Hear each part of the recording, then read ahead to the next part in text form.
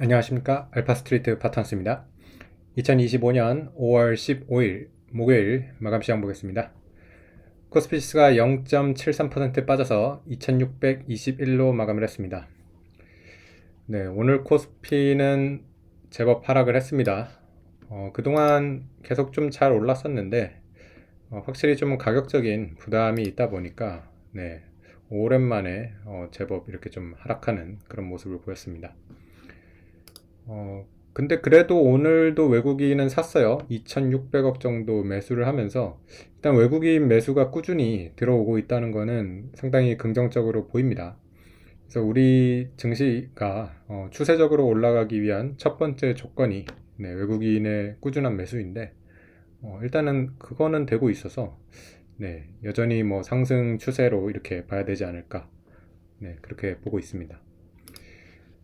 네, 어제 미국 증시 다우는 0.2% 빠졌고 나스닥은 0.7% 상승을 했습니다. 최근에 미국 증시를 보면 다우가 좀 많이 약하고요. 나스닥이 상대적으로 강한 그런 모습입니다. 다우가 좀 약했던 거는 좀 미국 주식이 지금 헬스케어 섹터가 좀 유난히 약해요. 네, 뭐 유나이티드 헬스를 비롯해 가지고 네, 헬스케어 섹터가 정말 많이 빠졌거든요. 어제도 보면 제약 쪽들 뭐 거의 뭐 4, 5%씩 막 이렇게 빠졌고요. 유나이티드 헬스도 뭐 고점 대비 이미 반토막 이상이 난 그런 상황이거든요. 네, 그러다 보니까 네, 헬스케어의 약세가 언제까지 뭐 계속될지 좀 궁금해집니다. 네, 이러다 보니까 뭐 다우가 좀 더 약한 모습을 보이고 있고요.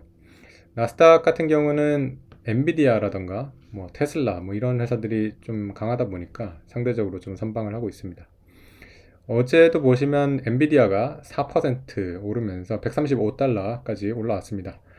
네, 이제 사상 최고치에서 한 10% 정도 빠져 있는 그런 상황이라서 엔비디아도 충분히 사상 최고치를 노려볼 수 있지 않을까 그렇게 생각이 되고요.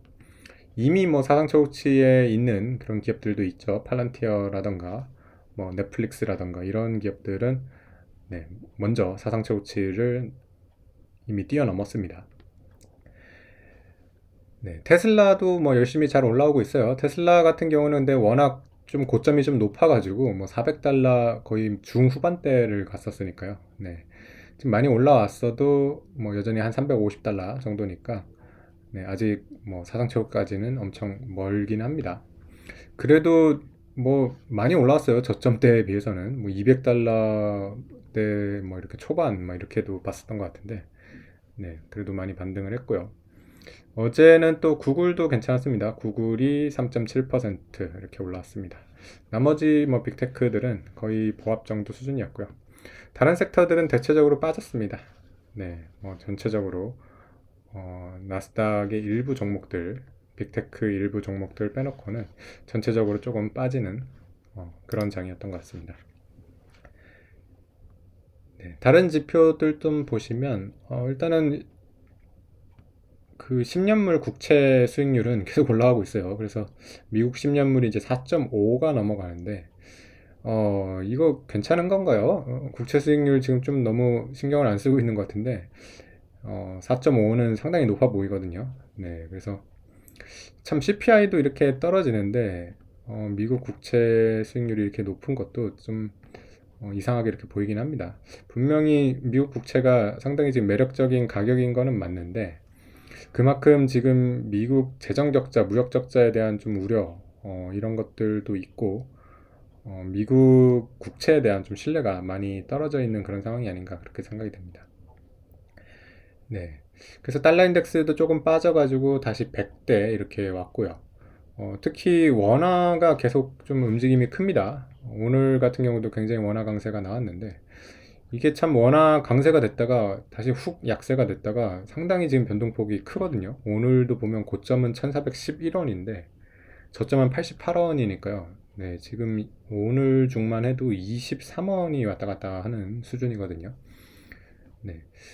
지금 뭐 미국이랑 우리나라 같은 경우도 이제 무역 협상을 하고 있는데, 뭐 미국에서 부인을 하긴 했지만은 이 환율이 분명히 뭔가 협상 대상이 될 것 같단 말이죠. 네, 그러다 보니까 투자자들은 아무래도 원화가 좀 강세가 되지 않을까 이런 지금 좀 배팅을 많이 하고 있는 것 같습니다.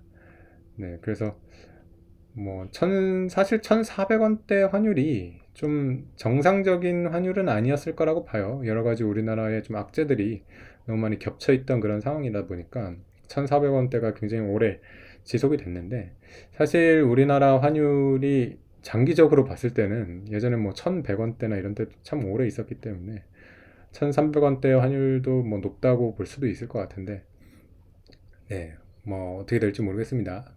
만약에 환율이 좀 절상이 돼가지고 네, 원화가 강세로 가면 우리나라 내수나 이런 쪽은 좀 좋아질 수도 있을 것 같거든요. 네, 그래서 어쨌든 환율의 움직임이 지금 가장 좀 투자자들이 주목하고 있는 그런 지금 네, 자산이 아닌가 그렇게 생각이 됩니다.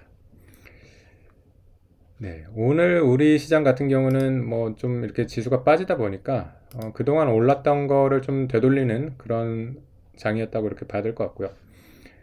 네, 그래서 사실 엔비디아가 좀 좋아가지고 반도체가 좀 같이 올라가 줬으면 좋겠는데 오늘은 이렇게 빠졌어요. 하이닉스도 2.7% 빠졌고요. 삼성전자도 약보합 수준이었습니다.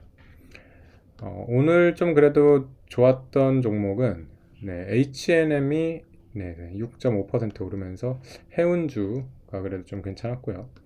현대로템 같은 경우 3% 오르면서 최근에 방산도 조금 조정을 받는 그런 모습이었는데 그래도 그렇게 크게 조정을 받는 것 같지는 않고요. 하나에어로스페이스 같은 경우도 뭐 80만 원대 계속 잘 유지를 하고 있습니다. 네. 그리고 뭐 전체적으로 조금씩 빠지는 것 같아요. 금융주 같은 경우도 메리츠 금융지주 이제 어제 실적 발표했는데 실적이 생각보다 조금 안 좋게 나오면서 2%대 하락을 했고요. 네. 그리고 삼성화재, 삼성생명도 2, 3%대 이렇게 빠지면서 전체적으로 좀 보험주가 빠지는 그런 모습이었고요. 다른 섹터들은 그렇게 큰 움직임이 없었던 것 같습니다. 조선 같은 경우도 강보합 수준이라서 네, 그렇게 큰 움직임은 없었던 것 같고요. 네, 그래서 뭐 지수가 2600대 중반 정도 오니까 확실히 좀 지금 부담스러운 가격이긴 해요. 최근 이제 고점대 수준까지 이렇게 왔기 때문에 여기서는 조금 쉬어가는 그런 타이밍이 오는 거는 맞는 것 같고요. 네, 그래도 외국인이 계속해서 매수를 해주고 있다는 거는 요번에 이 박스권을 좀 한번 위로 뚫어보지 않을까 이렇게 좀 기대를 하고 있습니다.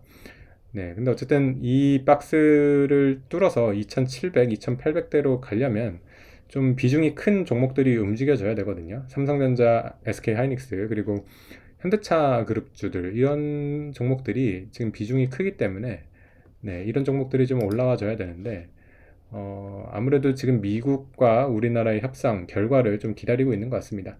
특히 이제 현대차 같은 경우가 좀 관세 타격을 많이 받을 거라고 이렇게 좀 우려를 하고 있기 때문에 생각보다 만약에 관세가 되게 약하게 나온다던가 이렇게 되면 현대차도 많이 빠졌던 거를 좀 되돌리는 네, 그런 상황이 나올 수도 있고요. 그리고 근본적으로 삼성전자가 좀 올라와 줘야 되는데 네, 삼성전자가 계속해서 좀 너무 횡보를 많이 하고 있어가지고 네, 지금 거의 뭐 이제 반년이 넘게 이렇게 횡보를 하고 있어서 삼성전자가 좀 상승 추세로 돌아서야지 우리나라 지수도 좀 레벨업을 할 수 있지 않을까. 네, 그렇게 생각이 됩니다. 네, 오늘 시황은 여기까지 하겠습니다. 감사합니다.